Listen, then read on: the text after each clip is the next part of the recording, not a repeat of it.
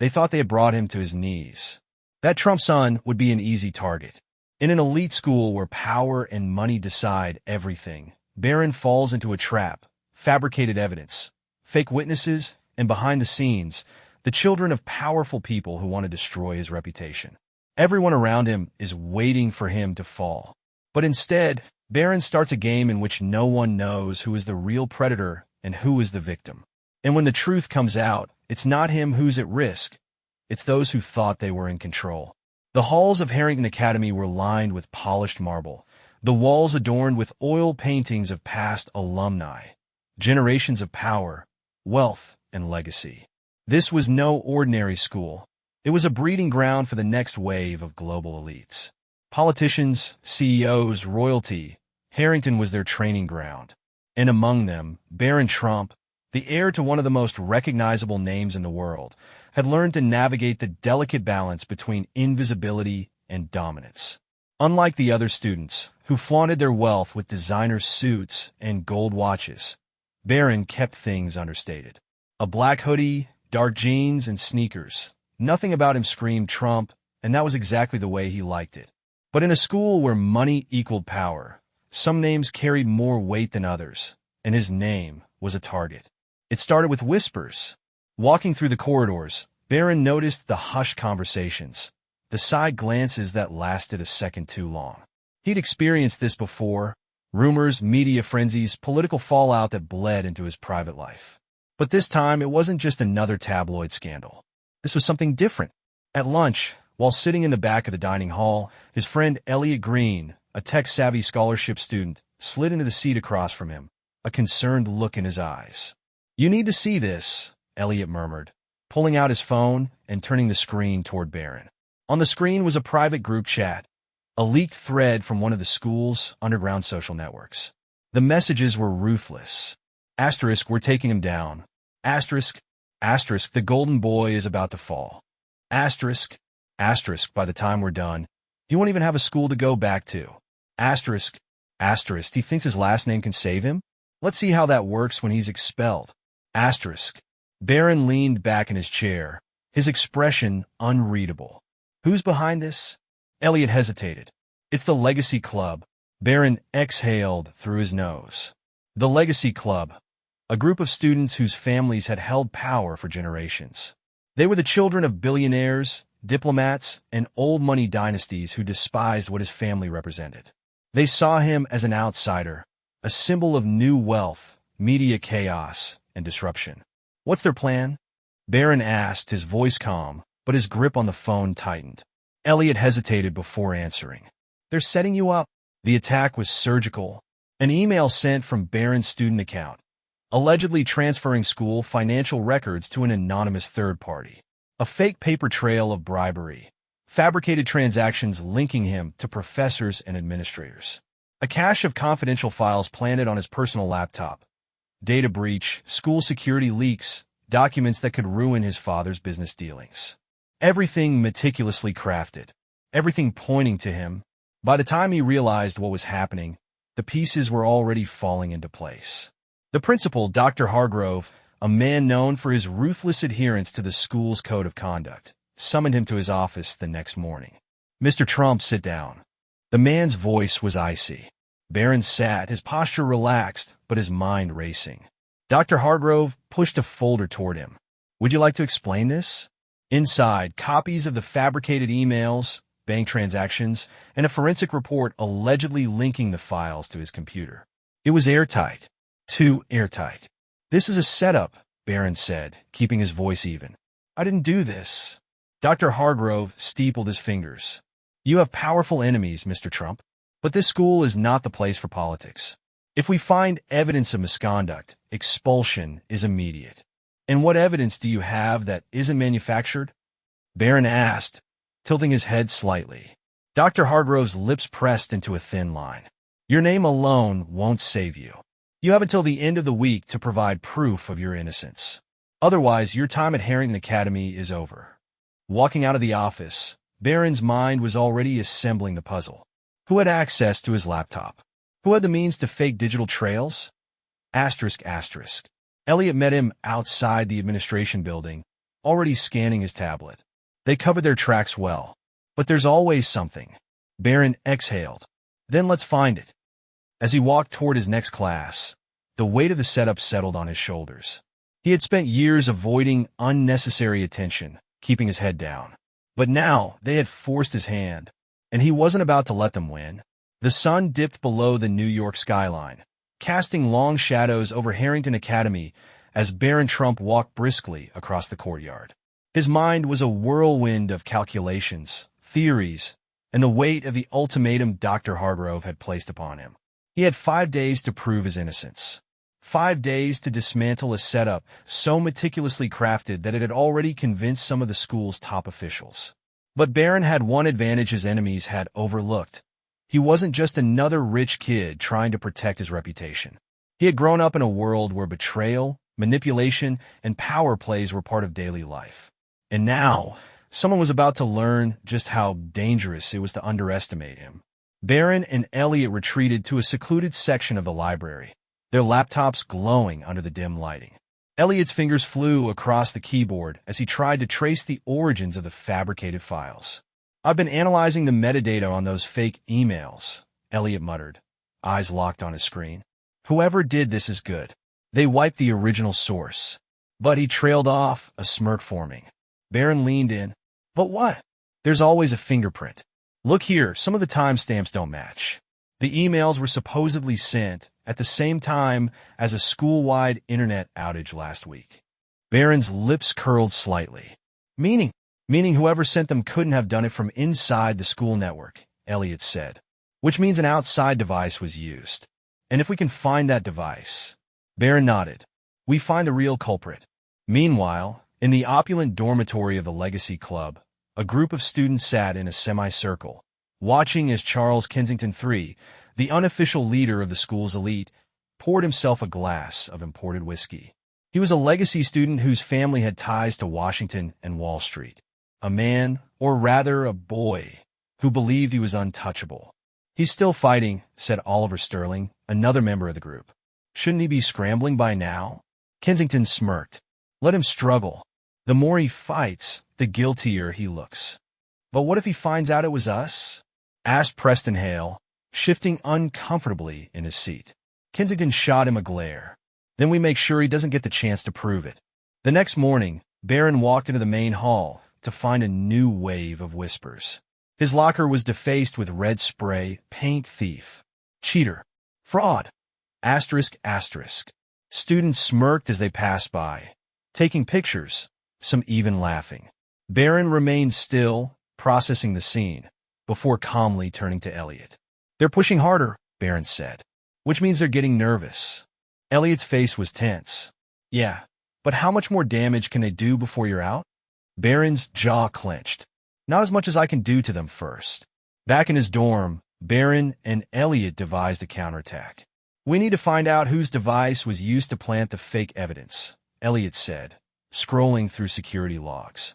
"And I think I have a way." Barron raised an eyebrow. "Go on." "The school security cameras were down for maintenance the night the files were uploaded," Elliot explained. "But there's a backup system that records logins made on school grounds. If we can get access to it, we might see who really used your account." Barron smirked. "And how do we get access?" Elliot hesitated. "We might need to break a few rules." Barron's eyes darkened. "Then let's break them." That night, dressed in dark clothes, Barron and Elliot moved silently through the administrative wing of the academy. With Elliot's hacking skills, they bypassed the first few security barriers with ease. But just as they reached the server room, a noise stopped them in their tracks. Footsteps. Someone was coming. Barron pulled Elliot into the shadows as a flashlight beam swept across the corridor. A security guard. "Stay calm," Barron whispered. "Follow my lead." The guard stopped just outside the door, looking around. For a moment, it seemed like they were caught.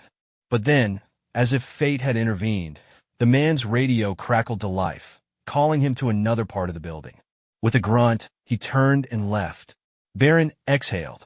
"Let's move." Within minutes, they were inside the server room. Elliot plugged in a USB and began running a trace. "Got it," he whispered. "The device that accessed your account? It belonged to Charles Kensington." Barron's expression didn't change, but inside, a storm was brewing. Then it's time we paid Charles a visit. Barron Trump stood outside Charles Kensington III's dorm room, his fists clenched at his sides. The name flashing across Elliot's laptop screen had confirmed what he already suspected. Kensington was behind it all. The carefully orchestrated scandal, the fake evidence, the whispers of expulsion, it all led back to the Legacy Club's leader. Now, it was time to make his move. Barron knocked once, then again harder. No answer. He wasn't in the mood to wait. He pushed the door open and stepped inside, finding Charles lounging on a velvet couch, sipping a whiskey he wasn't old enough to drink. The air smelled of arrogance, cigar smoke, and expensive cologne. Charles smirked.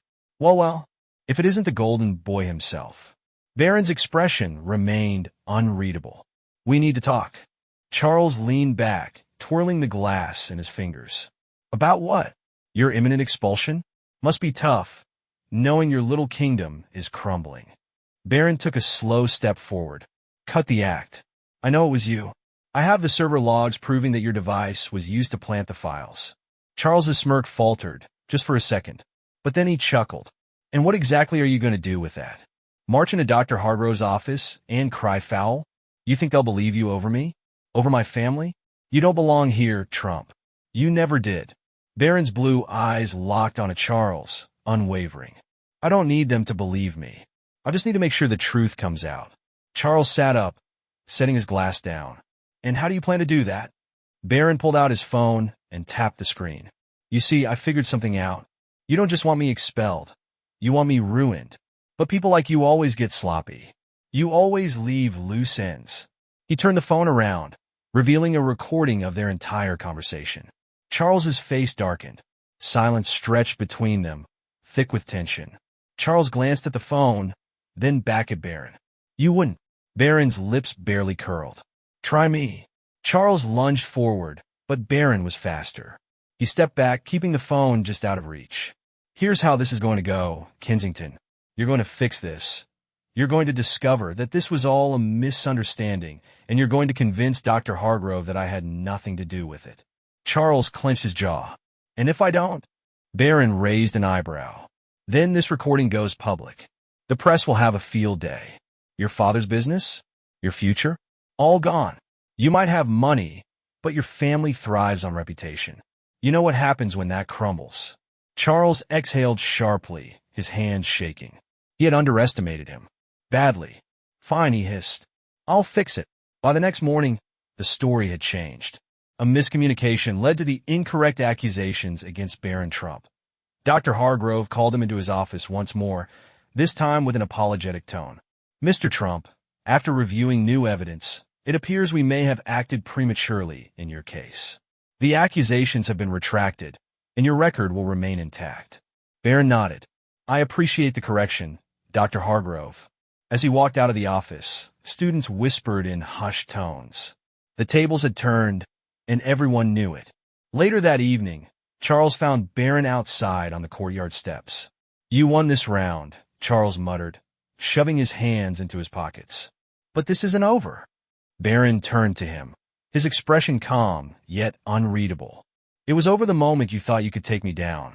Next time, pick an easier target. Charles stormed off, defeated. Barron exhaled, feeling the weight of the battle lift from his shoulders. For the first time in a long time, he wasn't just surviving in their world. He was playing to win. Title: The Heir's Betrayal. Part 4. Shadows of Revenge. Barron Trump had won the battle, but he knew the war was far from over. Charles Kensington III might have been forced to clear his name, but men like him didn't take humiliation lightly. Retaliation was inevitable. As he walked through the grand halls of Harrington Academy, he could feel the stares. The whispers had shifted from judgment to curiosity. Some students admired him for standing his ground, while others resented him for exposing the cracks in their perfect world. Elliot Green caught up to him near the library. You think this is over? He asked quietly. Barron smirked. Not even close. The next day, another scandal broke. The school's official website was hacked, and a series of leaked messages were posted. Conversations between Barron and his father, discussing private business matters. The media pounced. News outlets ran with the story, questioning whether Barron was being groomed for backroom dealings, painting him as a shadow figure in his father's empire. Barron read the headlines in silence. He recognized this move immediately.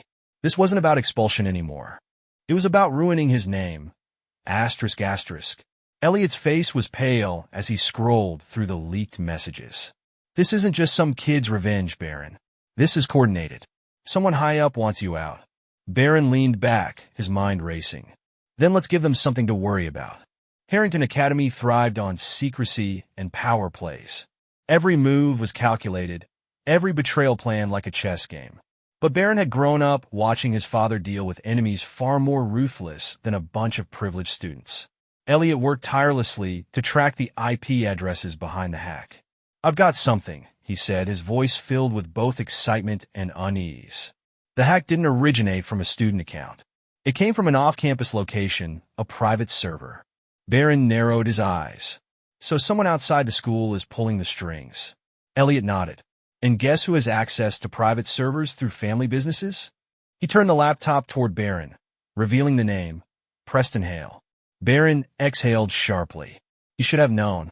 Preston's father was a longtime political rival of his own. The Legacy Club wasn't just a student-run operation. It had been weaponized by people far beyond Harrington Academy. Barron's mind worked quickly. "We need to feed them false information, something that looks real enough for them to bite." Elliot grinned. "You want to set them up?" "Exactly. They think they have control, but we're about to flip the script." Barron created a fake email chain, one that hinted at a secret deal between his family and a major investment firm. Then, with Elliot's help, they made sure it looked juicy enough to leak. Within 24 hours, the bait was taken. The fake emails were exposed by an anonymous tipster, and just like that, the media exploded with the false narrative. But Barron had another card to play. He and Elliot had been recording the real digital footprints, tracking every login attempt, every suspicious account tied to Preston Hale. The morning after the leak, Barron walked into Dr. Hargrove's office with undeniable proof that the hacking had been orchestrated by none other than Preston. Dr. Hargrove's face hardened as he looked through the files. "This is damning evidence, Mr. Trump." Barron folded his arms. Expulsion-level evidence. Within hours, Preston Hale was removed from Harrington Academy. The Legacy Club's strongest connection to outside power was severed. That night, as Barron walked past the dorms, he saw Charles Kensington standing outside, arms crossed, watching him. "You got what you wanted," Charles muttered. "But this isn't over." Barron smirked. "No, Charles. It's over when I say it is." As he walked away, he knew one thing for certain. He had just proven that no matter how powerful his enemies were, he was always 3 steps ahead. The corridors of Harrington Academy were unusually quiet, the whispers of scandal still lingering in the air like the final echoes of a fading storm. Preston Hale was gone, but the war wasn't over. Barron Trump had exposed the Legacy Club's secret ties to outside forces, but there was still one loose end. Asterisk, asterisk, Charles Kensington III. Asterisk, asterisk. Charles had stayed silent since Preston's downfall, but Barron knew better than to believe he was done scheming. The question wasn't if Charles would strike back. It was when. Elliot Green leaned against the lockers, scrolling through his laptop. So far, no new moves from Kensington. He's laying low. Barron exhaled. He's planning something. He won't go down without a fight. It happened the next morning. A school-wide assembly was called, and Dr. Hargrove stood at the podium, his expression unreadable. "We have recently uncovered concerning information about one of our students," he announced, glancing over the sea of students. Barron Trump. Barron felt the shift in the air. Charles had made his final play. The screen behind Dr. Hargrove flickered to life, showing a series of edited video clips and doctored audio recordings. Conversations twisted out of context to make it seem like Barron had admitted to manipulating school elections, bribing teachers, and influencing school policies. Gasps rippled through the crowd. Elliot shot Barron a panicked look. "This is bad. Really bad." Barron's heart pounded, but his face remained calm. He had prepared for this. While the assembly continued, Elliot worked behind the scenes, analyzing the metadata of the leaked footage. "Got it," Elliot whispered. "These files were manipulated just 2 days ago, on Kensington's laptop. Barron smirked. Perfect. Let's make this public. Minutes later, a new file appeared on the school's forum. The raw, unedited versions of the so-called evidence proving they had been doctored. Accompanying them were screenshots of Kensington's digital fingerprints all over the falsified files. Within seconds, the tide turned. Students gasped, murmurs of outrage filling the air. Dr. Hargrove's face hardened as he glanced down at his phone, where new notifications were flooding in. Charles Kensington's expression paled. He had been outplayed. Dr. Hargrove turned back to the crowd. It appears we have been misled. The real culprit behind these manipulations is Charles Kensington III. The room erupted in whispers. Security officers entered the hall, making their way toward Charles. He shot a desperate glare at Barron, but Barron simply tilted his head, a silent acknowledgement of his victory. Charles was escorted out, his reign at Harrington shattered. Later that evening, Barron and Elliot sat by the campus fountain, watching the students pass by. You just took down the most powerful students in the academy, Elliot mused. What now? Barron smirked. Now, I'll make sure no one ever underestimates me again. Harrington Academy had tried to break him. Instead, he had rewritten the rules.